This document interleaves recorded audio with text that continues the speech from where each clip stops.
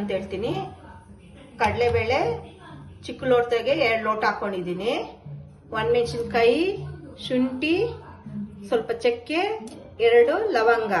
ಇವಾಗ ಮಿಕ್ಸಿಗೆ ಮತ್ತೆ ಬೆಳ್ಳುಳ್ಳಿ ಇಷ್ಟು ಮಿಕ್ಸಿಗೆ ಹಾಕೊಂತೀನಿ.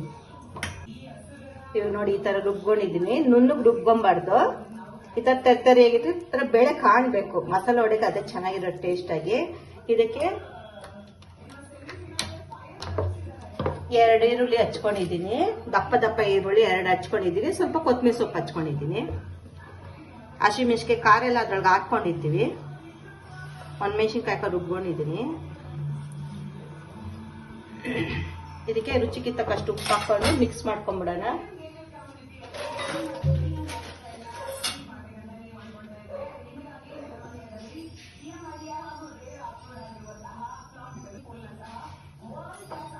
ರುಚಿಗೆ ತಕ್ಕಷ್ಟು ಉಪ್ಪು ಹಾಕೊಂಡು ಮಿಕ್ಸ್ ಮಾಡ್ಕೊಂಡ್ಬಿಡೋಣ.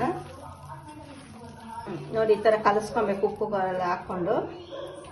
ಇವಾಗ ಬಿಸಿಯಾಗಿದೆ ನೋಡೋಣ. ಬಿಸಿಯಾಗಿದೆ ಎಣ್ಣೆ. ಉಂಡೆ ನಿಮ್ಗೆ ಎಷ್ಟು ಬೇಕೋ ಅಷ್ಟು ದಪ್ಪ ಮಾಡ್ಕೊಳ್ರಿ. ಕೆಲವೊಬ್ರು ಚಿಕ್ಕದಾಗಿ ತೊಡ್ತಾರೆ, ಸ್ವಲ್ಪ ದೊಡ್ಡದಾಗಿ ತೊಟ್ಟವ್ರು ಈ ತರ ವಡೆ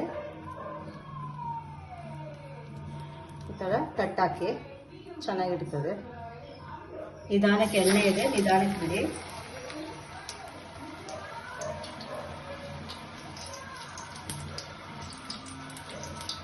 ನೀವು ಬೇಕಾದ್ರೆ ಪೇಪರ್ ಮೇಲೆ ಎಣ್ಣೆ ಕವರ್ ಇರ್ತಲ್ಲ ಅದ್ರ ಮೇಲೆ ತಟ್ಟು ಹಾಕೋದು. ನಾನು ಕೈ ಮೇಲೆನೆ ತಟ್ಟು ಹಾಕ್ತಾ ಇದ್ದೀನಿ.